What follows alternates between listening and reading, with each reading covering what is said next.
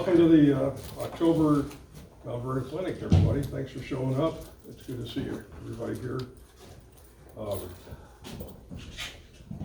We have one more clinic in our season coming up next month, and then we are off for December, January, and February, John.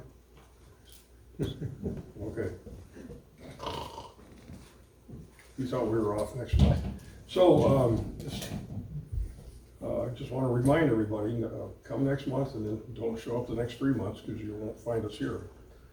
Tonight, well, before I get into that, this is a clinic that's sponsored by the 4th Division of the Pacific Northwest Region, which Bob Stafford is a vice president now, of the National Model Railroad Association.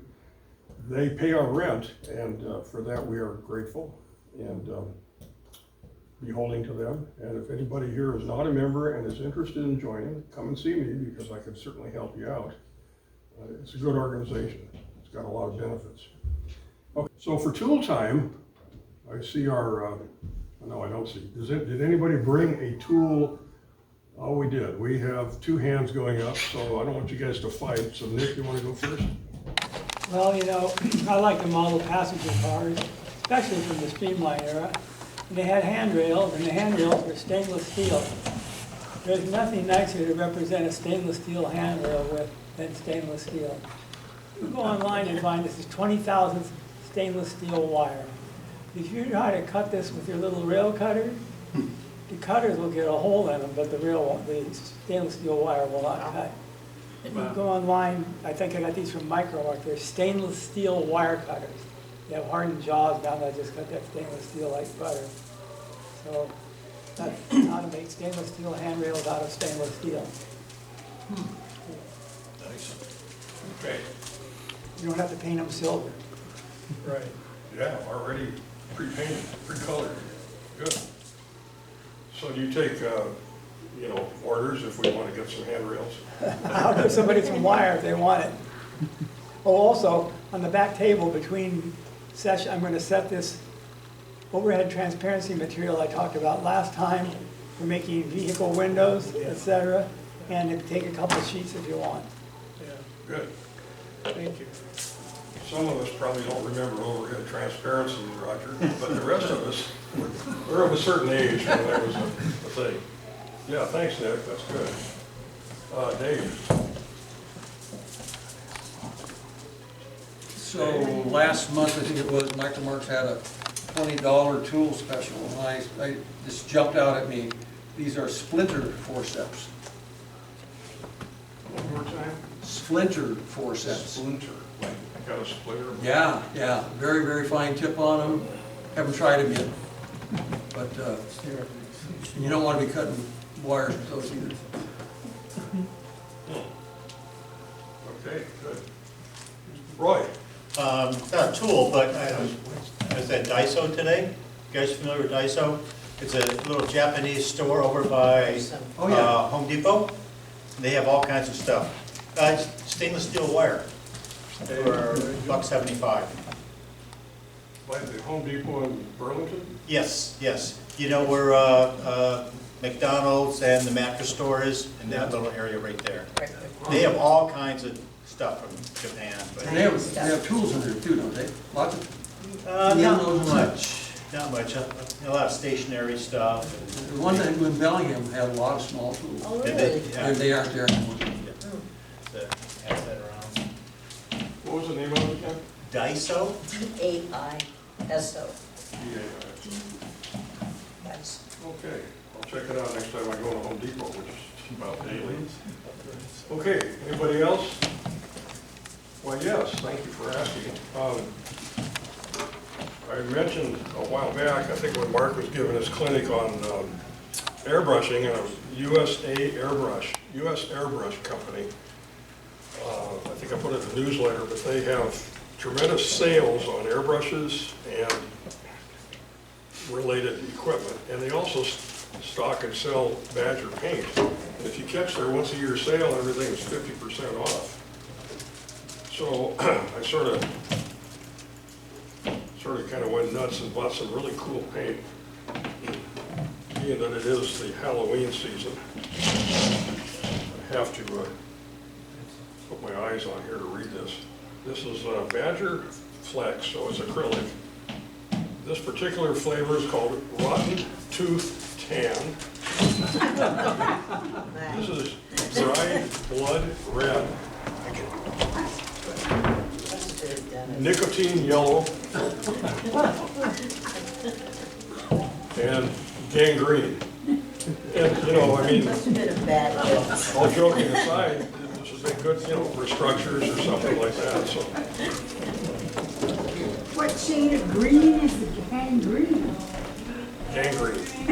Dark or light? Dark or light? Well, I'm gonna pass this around and you can shake it up and look. Kind of orange sky color. Is that sale still going on, or? It's the season. Not right now, but they do periodically. If you get on their mailing list, Okay. which means you're gonna get a lot of email. Right, Yeah, that's a good place to buy Badger-related paint, and they've got a lot of stuff beyond what we normally think of. Okay. So that's tool time. Reminder, it's not just tools, but materials like paint, stainless steel wire. Okay, modular showcase. Roger, tell us what you brought. I brought a new signal bridge that working on a model for N-scale. It's a kit from Showcase Miniatures, etched stainless steel. And eventually, when it's complete, it will be adding it to our club layout, coming out of staging. Is that okay? Yeah. And you soldered that, correct? Super glue. Right. Set you up there, buddy, because you can't solder stainless steel. All right, at least not with the traditional methods. Okay, anybody else bring a item to show on modelers showcase? I brought something in that I have been with the Miss Treacle Company for quite some time. And when I started, they were putting the modules together with clamps and a 6-inch piece of track, right? So I came up with this. It's a design, I designed and made them. And it's like a pin and socket type thing that it goes together the same place all the time. There's only a few thousandths clearance in it, and so the only thing that changes is the wood, basically. Or the track itself can expand. But you put it together, and then you take a 1/4-20 bolt, stick through, and it's also the clamp that holds it all together. So it allowed us to set the modules up, and we can, if we can bring the modules into the room, in the trailer, we can have them up in 2 to 2.5 hours and have a train run. So it made things a lot simpler to do. And that's one that, the first ones I built. The next ones I built, I made so the pin can be taken out so you get more clearance on the edge.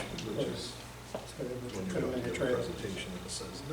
So you have to take it measured down from the top of the track to where the hole is right? No, what I did was I just put the modules together. Make sure they work. Laid the track across the 2 modules.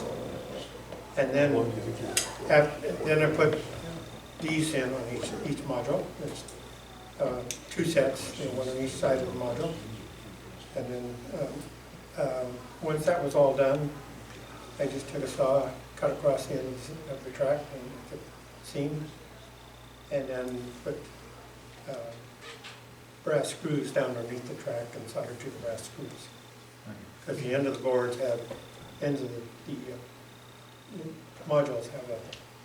And that's because the modules always go back to the same point. Right. It's not like the N-track Yeah. modules. It's even if the legs are not all quite at the same height and everything, it still goes together Yeah, we get them roughly the same height, we don't have to measure that anymore. To take it down now can be an hour and a half. Get it all put away in the trailer. Yeah, it made a pretty big difference. But now they've made more modules, so I have to make more of these. I think I have to make 8 sets of them. So it takes a little while. I have just a small lane that you know make more. Just wanted to see, let you know what things I've done. It's really nifty. Thanks for sharing that with us. How many have you made so far? There are 14 modules to start with, Okay. and 4 more after that. And now they've made more. And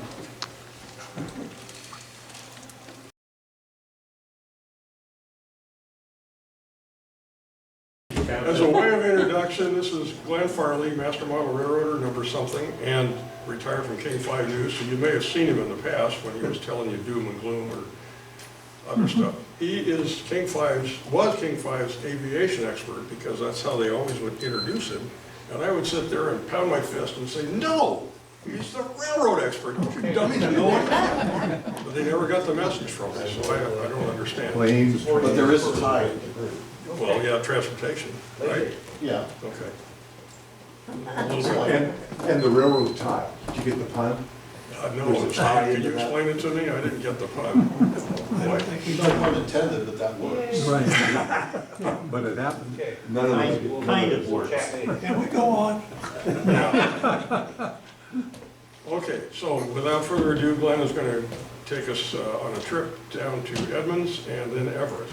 No, All right, so so kill as many lights as possible because this is kind of washed out here.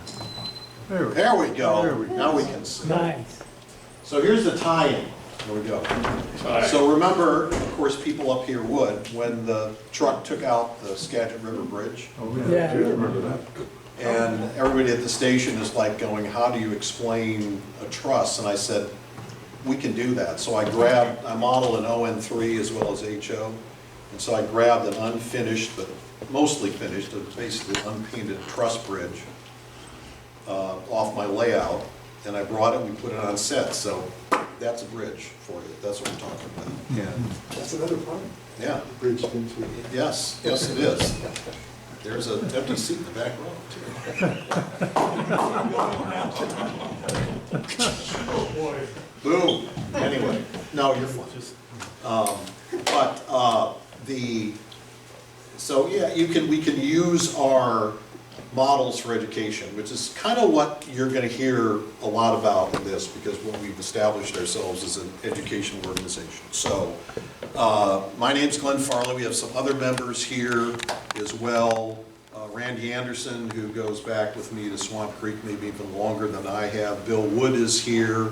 He and Jim Landers have been working with the various historical societies within Snohomish County, which have been a great asset to this. We've been doing things with the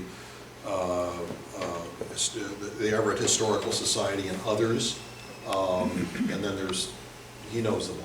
Anyway, so that's a big part of what we're going to get into as we go through this. So this is the clinic that Jim and I put together for the Monroe show, which you've been to, and we had a pretty good turnout for that. But we're going to start off with what was the Swamp Creek and Western, which is actually a very old club here in the Pacific Northwest. And I'm just going to talk over some of the Milwaukee Road stuff that John Deneen put together.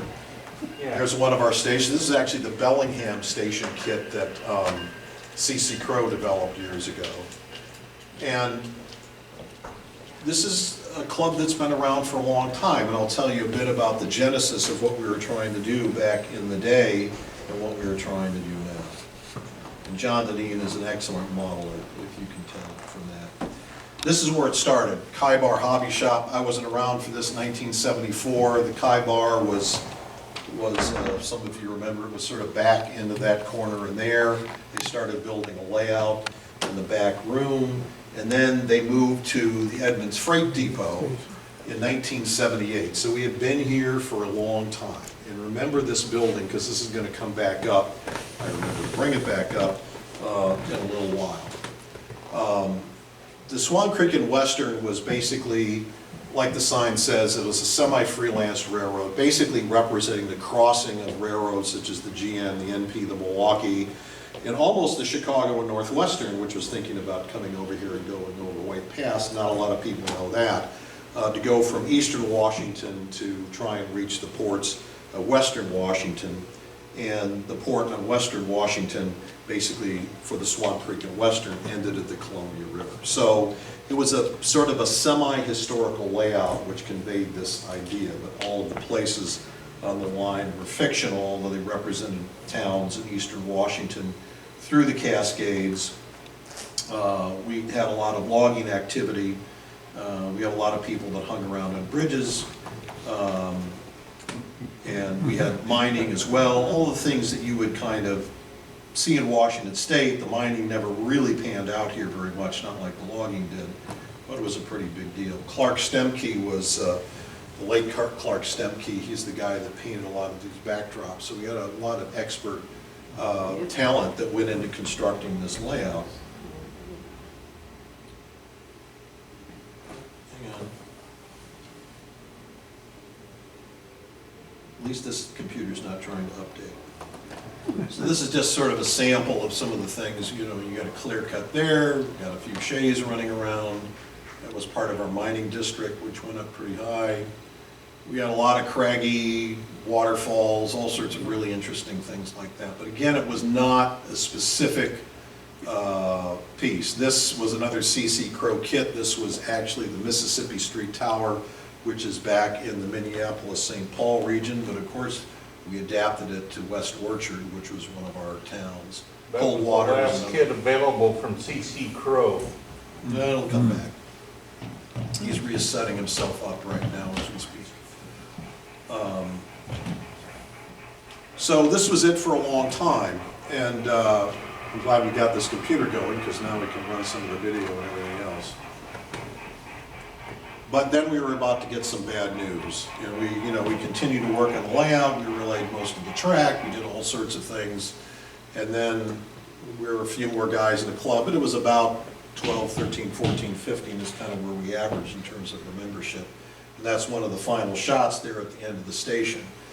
But December of 2022, the BNSF, which was planning on double tracking for the last 25 years, and so we've been on sort of a bubble. Finally, their agent sent us a letter saying, thank you very much, but you got 18 months to leave, which we appreciated. That gave us enough time, and we're actually able to get out through that, but that's the space. And now, basically, they're going to tear off the front of the bay window. I think that part of that overhang so that the station could look a little ridiculous.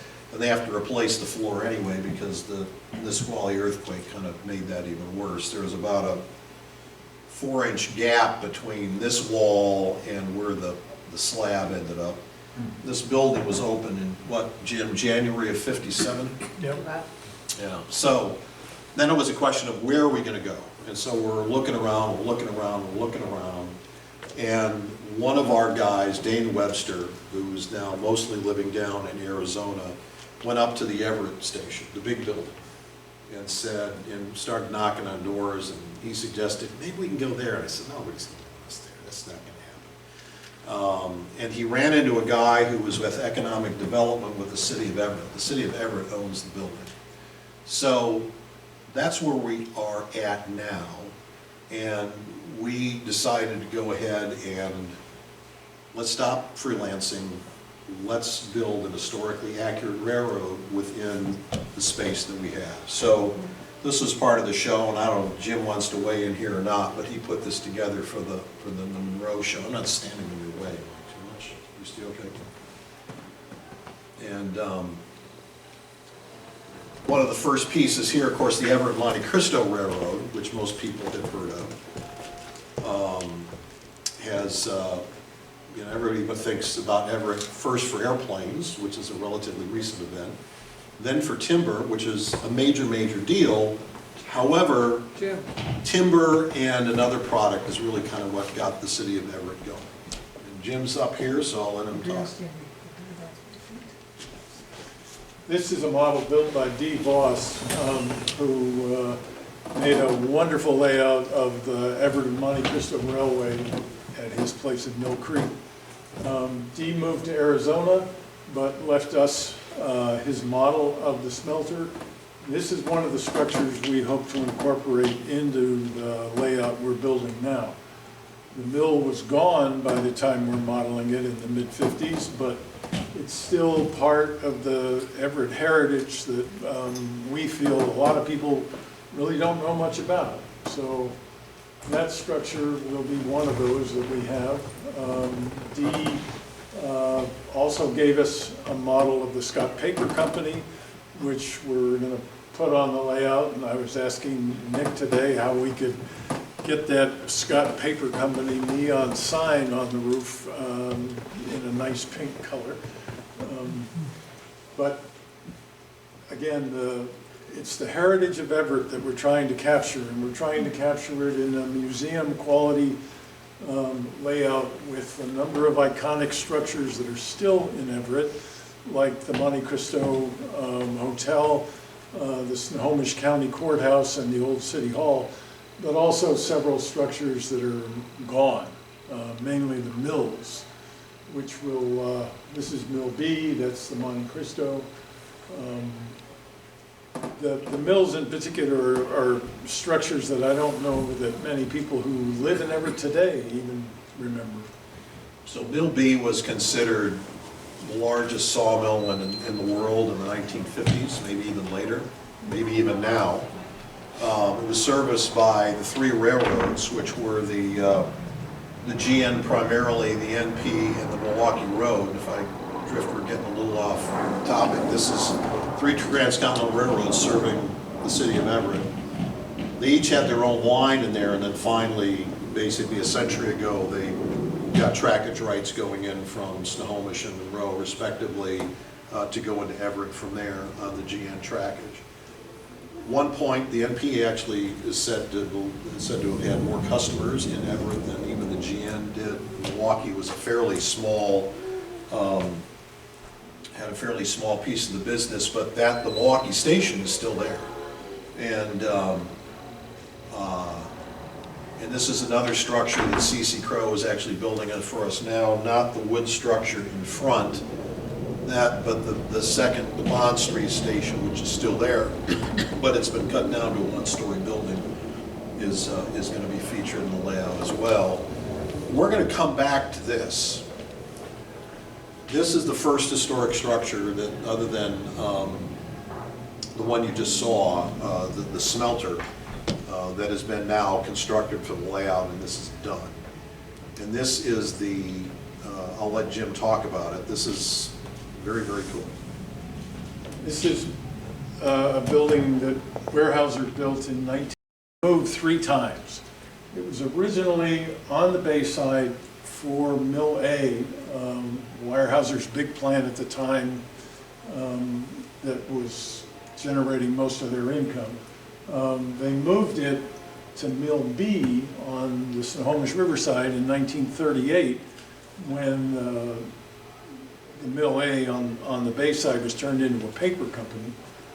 And then after Weyerhaeuser closed the mill in 1978, they gave it to the city, and the city decided to move it back to Bayside. All 3 of these moves were made on a barge. Those 2 big moves anyway were made on a barge along the Snohomish River. And now we've finally finished our own model of it, thanks to Glenn's laser printing, D. Voss's 3D printing, and a lot of fooling around in my garage. But it's really a good job. I can say that with some pride, but also because of the work that Glenn and Dee did. Some of the other buildings we're going to try to model are the old City Hall, which was an Art Deco building that was built during the Depression. Are you shrinking them to fit? The Monte Cristo Hotel, which there was an original Monte Cristo Hotel built, I think in 1903, which is now a site for Providence Hospital, but this one in 1925 was a premier location in Everett for high-end balls and fundraisers and so forth. Today it's affordable housing, but it's still there, still has all these architectural details with it. So this is where we are now. Again, new home, new mission. Our space is on, so the building, actually, the tracks go from kind of the southeast to the northwest. But if you think this southern end, this is one of our doors. This is now blocked off with a spring door that opens out, but our main entrance is around the corner, and you're going to see that bit here. This was the space. It was the former Greyhound baggage room. Greyhound, of course, has always struggled to survive, and I guess it's struggling again, but they basically turned the space back over. So the city owns the building, and a lot of this other stuff in here was removed. There was a false wall here that went to that door that you just saw. That was removed, trying to make the space as large as possible. It's about 2/3 of what we used to have. It's a bit of a wide angle, so I think this makes it look a little bigger than what it is. And this was some of the early layout construction that we were working on, and you'll see where we're at today. This is the layout, and this is the track plan that one of our members, Dan Henderson, did on, oh God, what's the program we're using? NMRA. And this is, there's 3 levels to the layout that have been designed. This is the main level, and we are not building this yet. This will be next. Here's Delta Yard, here's Mill B right here. This is the GN roundhouse. There's a back shop here. We have a lot of that. The Milwaukee Station. Milwaukee had a turntable here. A lot of the Northern Pacific stuff was in here. You've got all sorts of port facilities, everything else that kind of wrap around to that point. This is the Y that's at the north end of Delta, and this heads off to Marysville in that direction. And of course, that main line comes right through town, but we're not going to make it up this far, I don't think. This is the lower level that we're building now. This will be the helix. Right now, we have a temporary loop built in here. This has not been constructed to make some room, but all of this main line is in till there, to this point, and then this other main line at this point is now starting to go in, and we're probably going to lay some additional track tomorrow. Eventually, and I don't know what the time frame, we are going to go off the helix and take another level that will go up through pieces of Monroe and Snohomish, and then eventually make it up to Stevens Pass with a little more staging up here and another loop back that would go in and out of the tunnel on the west side of the pass. And this is one of our 2 sort of 3D models, 2D/3D models that have been constructed there. That gives you a little bit of scale. That guy's a little too big.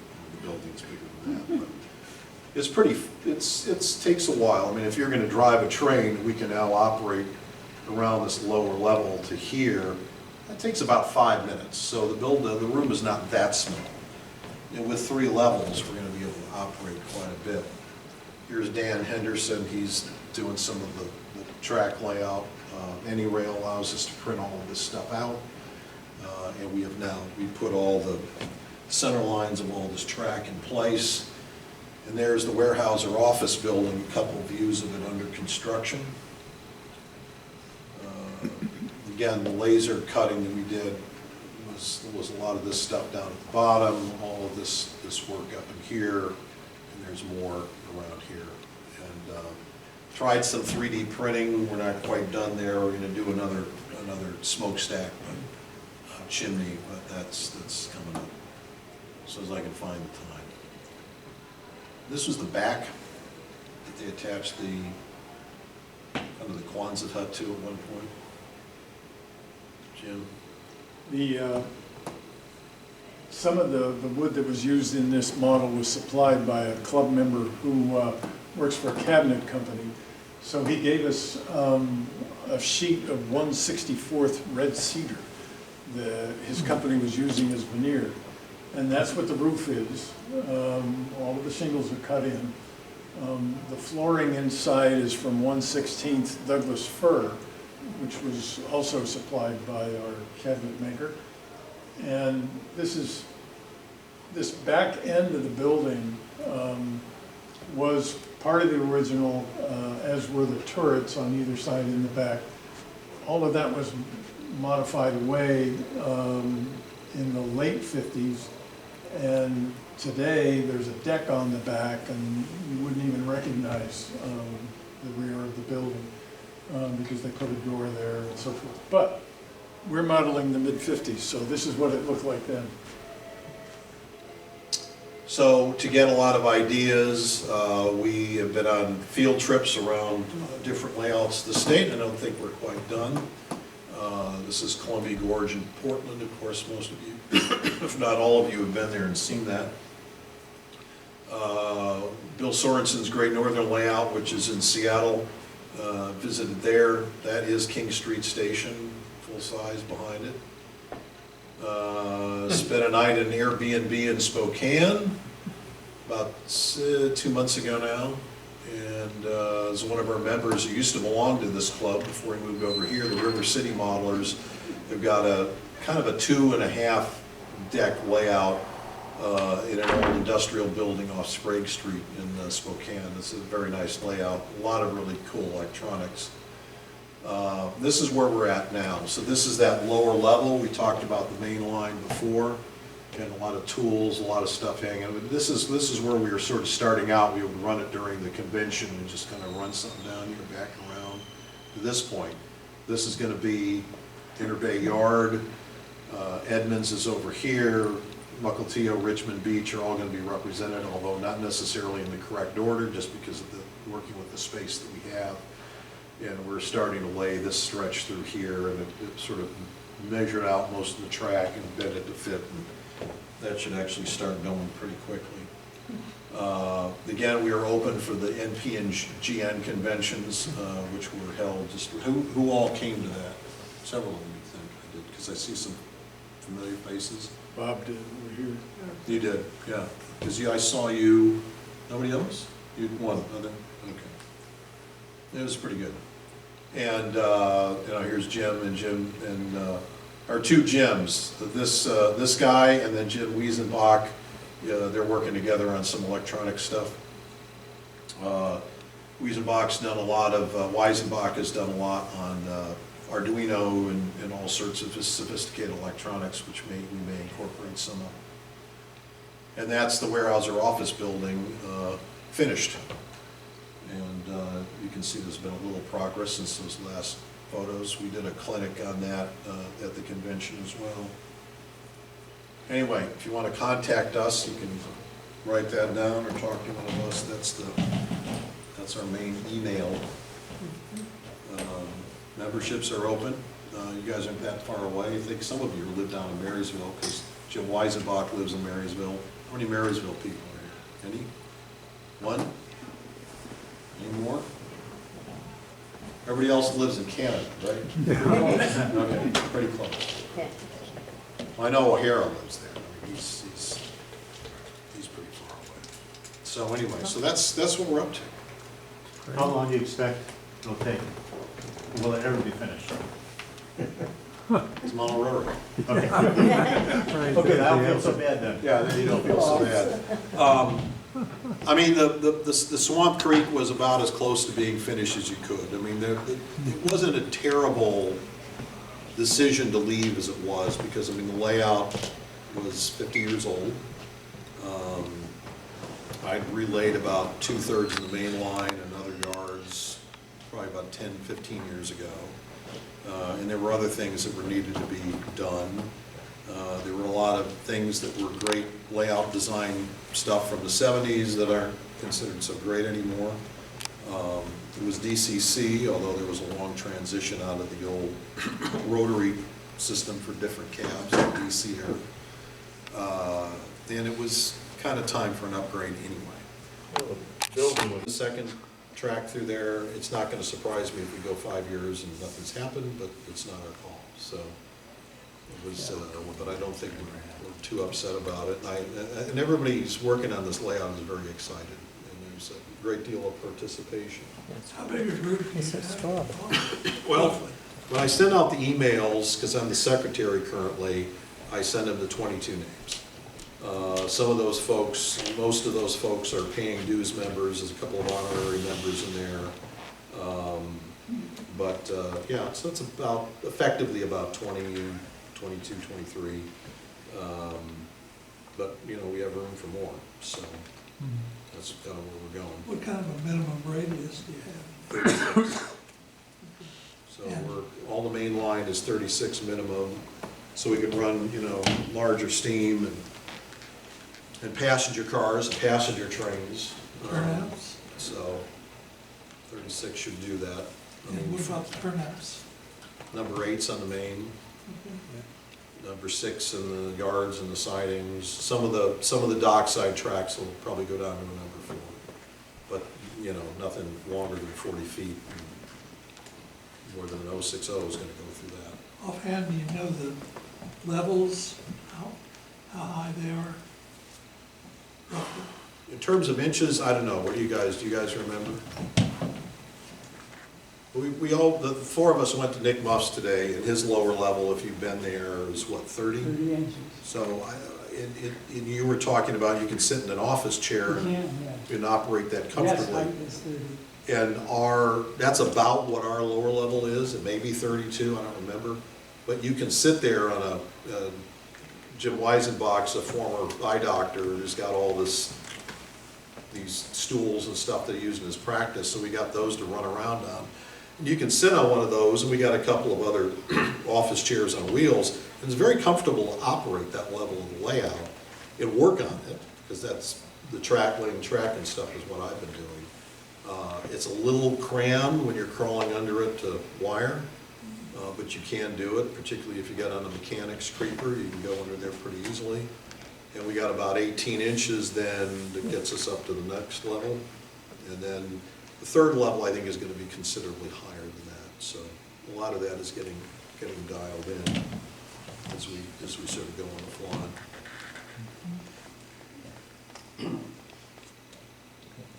Guys got questions for Glenn?